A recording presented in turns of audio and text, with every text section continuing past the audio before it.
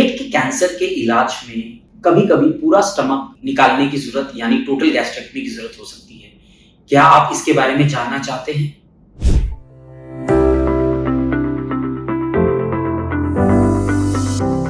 नमस्कार, आज मैं डॉक्टर विवेक मंगला, डायरेक्टर जिया और एचपीवी ऑन्को सर्जरी, आपको स्टमक के ट्यूमर्स के इलाज में पूरा स्टमक निकालने यानी टोटल गैस्ट्रेक्टमी की कब ज़रूरत रहती है, क्यों ज़रूरत रहती है और इसके बाद पेशेंट्स की लाइफ कैसी रहती है और क्या प्रिकॉशंस की जरूरत रहती है, इसके बारे में।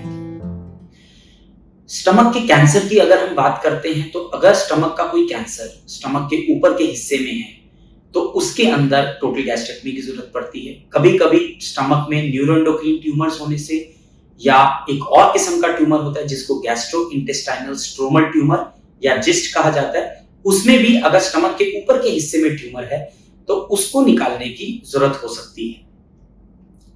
कभी-कभी किसी व्यक्ति को अगर मोटापे के लिए स्लीप गैस्ट्रेक्टमी बैरिएट्रिक सर्जरी हुआ है तो वहां से लीक होने से भी इस ऑपरेशन की जरूरत हो सकती है। इस ऑपरेशन में करते क्या है? इस ऑपरेशन में स्टमक को जो पूरा स्टमक निकाल कर एक छोटी आंत यानी जेजुनम के एक लूप को ले जाकर जो फूड पाइप है उसके निचले हिस्से से जोड़ दिया जाता है।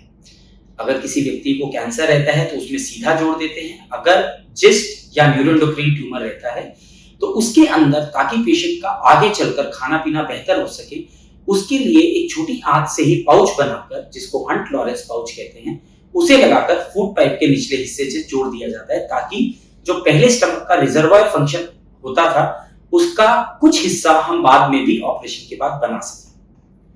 इस ऑपरेशन के बाद पेशेंट्स को तकरीबन 7 से 10 दिन रिकवरी में लगता है। 95% पेशेंट्स इतने टाइम में रिकवर कर जाते हैं। थोड़ा रिस्क इन ऑपरेशंस में रहता है लेकिन ज्यादातर पेशेंट्स बहुत अच्छे से रिकवर करते हैं। एक बार पेशेंट की पूरी रिकवरी अच्छे से हो गई है और उनका ये जो जोड़ है अच्छे से जुड़ गया है तो उसके बाद धीरे धीरे करके वे नॉर्मल लाइफ जी सकते हैं, नॉर्मल खाना खा सकते हैं। एक बार में आमतौर पे पेशेंट्स कम खा पाते हैं तो खाना को थोड़ी थोड़ी देर में खा लेने से पेशेंट अपनी जो बॉडी की रिक्वायरमेंट है उसे पूरा कर पाते हैं। आमतौर पे जो व्यक्ति पहले 3 बार खाता था, अगर अपने बाद में स्प्लिट कर कर उन मील्स को 5 से 7 बार में लें तो वे व्यक्ति ऑलमोस्ट नॉर्मल न्यूट्रिशन मेंटेन कर सकते हैं।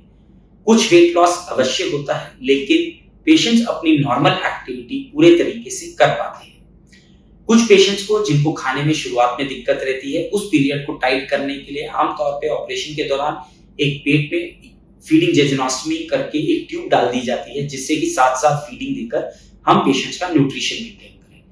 आमतौर पे ये देखा जाता है कि पेशेंट 6 महीने से साल भर के बाद तक अपना पूरा नॉर्मल खाना खा पा रहे होते हैं, अपना नॉर्मल रिकवरी करते हैं, चल घूम रहे होते हैं।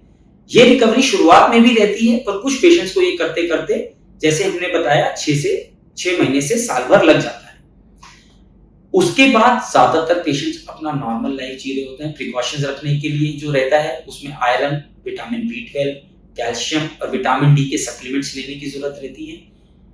खाना खाने के बाद कुछ वक्त अगर पेशेंट बैठते हैं या चलना घूमना करते हैं तो उससे खाना वापस आने का चांस कम रहता है और बार बार खाना लेने से पेशेंट्स अपना न्यूट्रिशन पूरी तरीके से मेंटेन कर बिल्कुल स्वस्थ रहकर अपनी नॉर्मल लाइफ जी पाते हैं।